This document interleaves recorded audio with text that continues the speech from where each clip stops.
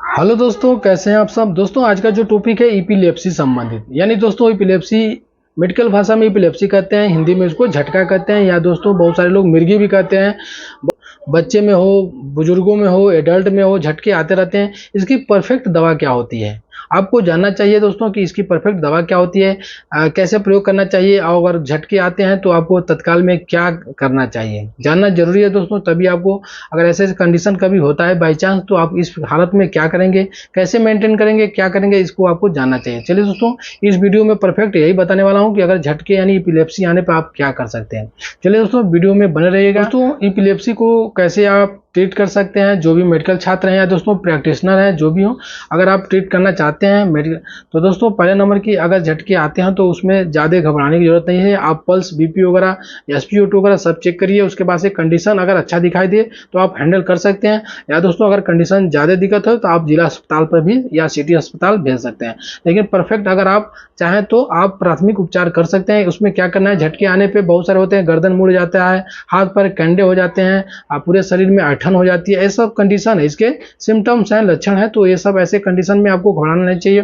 Perfectly आपको क्या करना चाहिए, उसमें दोस्तों आपको मरीज को रिलैक्स में कर देना चाहिए, एकदम रिलैक्स। उसके बाद से सब उसका कंडीशन देखने के बाद से, मॉनिटर करने के बाद से आपको इंजेक्शन इसका आता है जो झटके आने में तत्काल लगाया जाता है, एप्सोलिन के नाम से।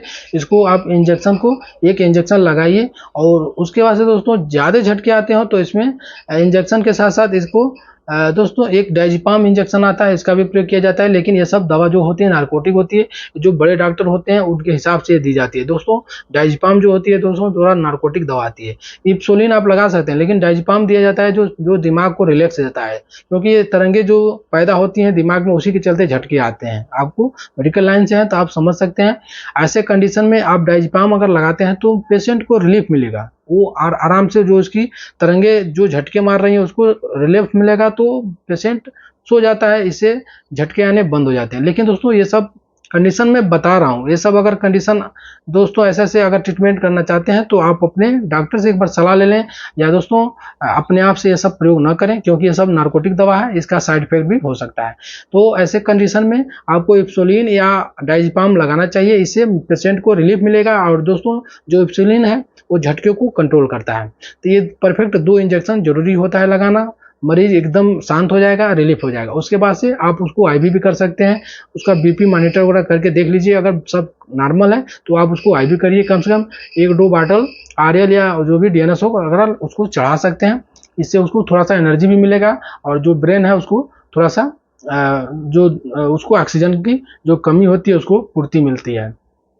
तो ऐसे कंडीशन में आप इस सब प्रयोग कर सकते हैं। उसकी परफेक्ट दवा क्या आती है दोस्तों, जैसे वेलपारिन सीआर के नाम से आती है, इपिलेप्सी की परफेक्ट दवा है वेलपारिन सीआर, या तो 300 mg में आता है, 200 mg आता है, उम्र और रेट के हिसाब से दिया जाता है। तो वेलपारिन का भी प्रयोग कर सकते हैं। जो ज़्यादा जो एडल्ट हैं उनको 300 mg में दिया जाता है, जो एडल्ट नहीं है, कम है एडल्ट है, यानी बीमारी के हिसाब से भी दिया जाता है। कम एडल्ट है अभी तो उनको 200 mg में दिया जाता है। जैसे बॉडी वेट के हिसाब से दवा दी जाती है, उम्र के हिसाब से भी दी जाती है, प्लस बॉडी वेट, उनका वजन कितना है उस हिसाब से दवा दी जाती है, तो परफेक्ट काम करती है। तो इस हिसाब से ये दवा वेलपारिन सीआर का प्रयोग की जाती है। तो झटके क्यों आता है इसको भी जानना बहुत जरूरी होता है, झटके क्यों आ रहे हैं इसके देखने के लिए दोस्तों बहुत सारे जो डॉक्टर होते हैं रिकमेंड करते हैं कि इसको जैसे CT स्कैन, ब्रेन का CT स्कैन कराना चाहिए। तो उससे साबित होता है कि ब्रेन में कोई ट्यूमर या गांठ या दोस्तों कोई सिस्ट नहीं बन रहा है, कि झटके क्यों आ रहे हैं बार बार। अगर पहली बार आया हो तो ठीक है, उसके बाद अगर दोबारा आता हो, कई बार आता हो, तो आपको CT स्कैन सर का कराना पड़ता है, क्योंकि ये बीमारी सर से ही होती है। और उसमें जब सर का CT स्कैन होता है तो उसमें रिपोर्ट में जो भी आता है, क्या क्या आता है मैं पहले आपको बता देता हूँ। या तो दोस्तों बहुत सारे लोगों में ट्यूमर हो जाता है, या कहीं ना कहीं नस दबती है, या दोस्तों ब्रेन ट्यूमर, या कहीं ना कहीं सिस्ट बनता है। तो ये सब बहुत ही भयानक होता है, बहुत ही डेंजर होता है। तो ये सब प्रक्रिया सब देखने के बाद से ही ट्रीटमेंट की जाती है।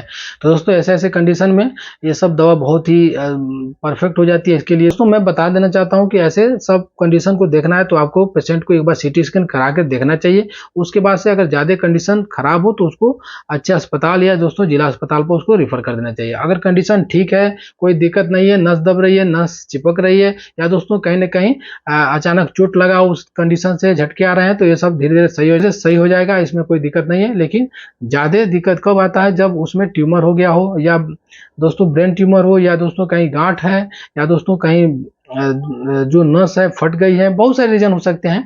तो ऐसे कंडीशन में आपको ये सब जो होता है सोच समझ के ट्रीटमेंट करना चाहिए। तो चलिए देखिए दोस्तों, जो भी दवा बताता हूँ आपके नॉलेज थ्रू के बताता हूँ, ऐसा नहीं है कि मैं दवा बता रहा हूँ आप ट्रीट भी कर सकते हैं, ट्रीट करिए ठीक है, लेकिन आप अपने डॉक्टर से या दोस्तों अपने जो भी फैमिली डॉक्टर है उनसे एक बार सलाह ले सकते हैं।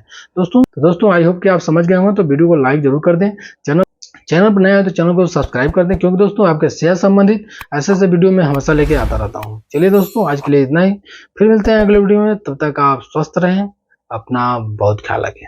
Thank you.